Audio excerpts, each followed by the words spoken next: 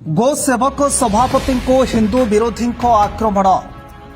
संप्रति गोटे पटे पड़ोशी बांग्लादेश रे हिंदू मानक हिंसक आक्रमण और निर्यातनार खबर को नहीं आम राज्य में तीव्र प्रतिक्रिया देखा मिलुवा बेले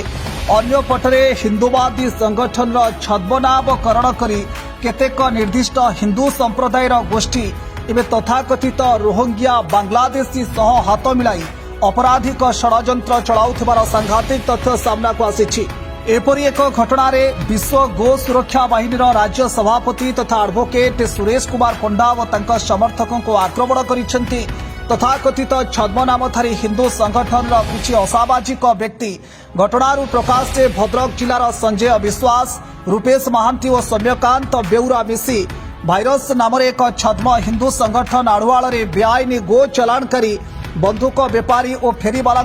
बटी आदाय करने सहित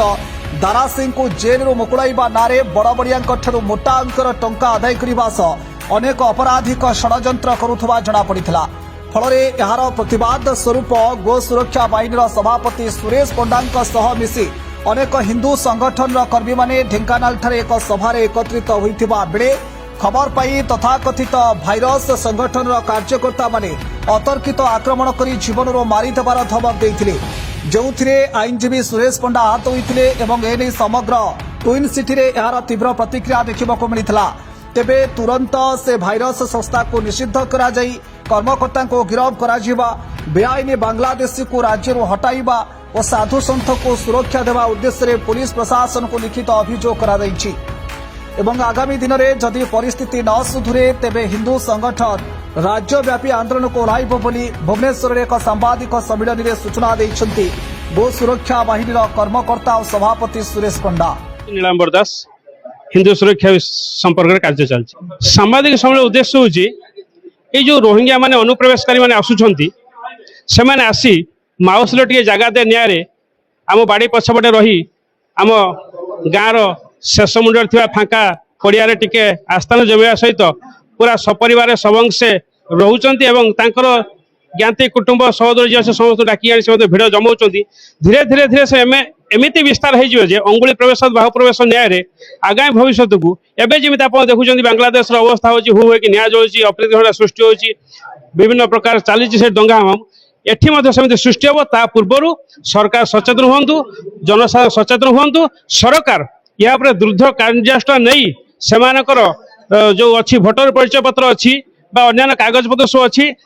बाज्याप्ति करंतु जो माने उपयुक्त रहा स्थान दिंतु पुणी शर्तमूलक भाव से रुहतु जदि आम हिंदू माने अन्य राज्य अन्य देश में शर्त को मानिक चलिए ताले आम राज्य आम देश में कौन अण हिंदू माने आम शर्त को मानवे नहीं आम नियम को मानवे नहीं यह हूँ दृढ़ दाबी सरकार जहाँ कर मो ना अनिल कुमार सेठी राष्ट्रीय बजरंग सेना राज्य सभापति। यहाँ तो बहुत बड़ विराट गोटे अण हिंदू षड्यंत्र जे कि एमाने हिंदू धर्म हिंदुत्व किंबा गौरक्षा करुथिबा आग धाड़ी लोक मान केमती अपमानित कर यार गोटे प्री प्लानिंग करके गोटे योजना कराई माने अण हिंदू लोक सहित जोड़ी होती से कौन प्रकार लोभ वशवर्ती से सहित जोड़ी होती आईनजीवी आमर एडवोकेट विश्व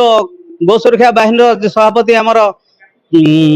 सुरेश पंडा महोदय तांको जो रास्तार अटके अपमानित कराला एमती विगत दिन में स्वामी लक्ष्मणानंद सरस्वती को बारंबार रास्तार अटके ग्रेनेड माड़ करुले विभिन्न प्रकार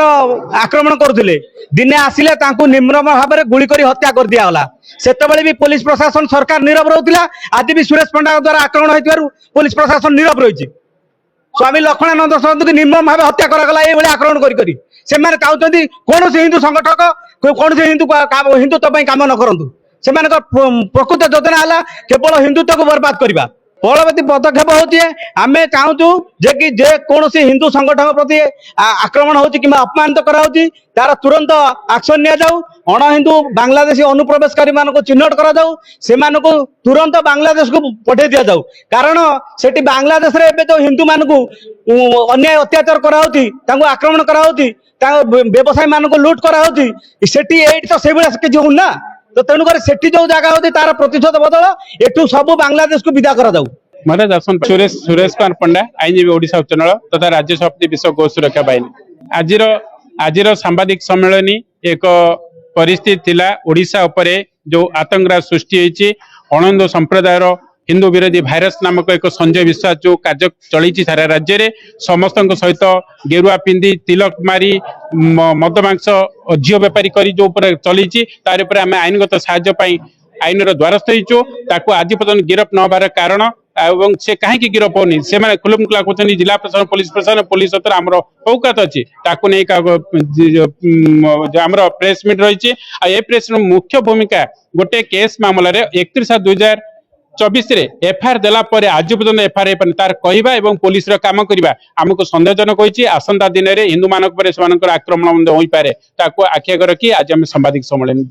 हाँ ठीक कथा कहते से 31 तारिख दिन मुझे ढेंकानाल जाइली से समय मु देखिली जे एपरी घटना है से रास्ता उपरे विभिन्न मारणास्त्र खंडा तरुआल बम धरिक अटाक करते आज पर्यंत गिरफ कर कौन प्रकार मु आईनगत साहाय्य नहीं एक्चुअली आम मैंने सरल विश्वासी बोली से तार फायदा उठाती जे गेरुआ पिंधि विश्वासी जे तिलक नाई जे विश्वासी जे से विश्वास अविश्वास कर बर्तमान आम मान सहित दीर्घ दिन धरी एभा चलती यार परिणाम निश्चित भाव में भयंकर मैंने निकट भविष्य देखो झील कारबारी चालाण होता जड़े हिंदू सेवक केबे खराब काम करबनी झील चालाण धरा पड़ा रोहिंग्या मानकर सपोर्टर है सहित राजवीर ना पैसा दाय करवा ये विभिन्न प्रकार कार्य चलला जोटा कि धरा पड़ा बहुत हिंदू संगठन विदा कर हाँ ना यही भाया परिवेशन आपन कले आपन तो आज्ञा मुझे जन आईनजीवी मत भी धमक आसला सांबादिक बंधु को धमक पुलिस कले भी ताकू धमक एसपी कले ताकू धमक डीजी जदि कहे डीजी भी धमक हम धमक तो देवा अभ्यासगत व्यवस्था आईन कौन कार्यानुष्ठान नब किए विचारपति जदि कहे विचारपति धमक करेंगे से समस्ते डरीगले निरीह लोक आम हिंदू आम ओडावासी ओडावासी बलि पड़ा तेणुपरि मु कहूँ चाहे जड़े आईनजीवी हिसाब से एभली दृढ़ कार्यानुष्ठान नि विरोध में आसंता दिन उदाहरण हम आउ के भी मुख खोलें। कटकरू दीपक आचार्य रिपोर्ट फोकस प्लस।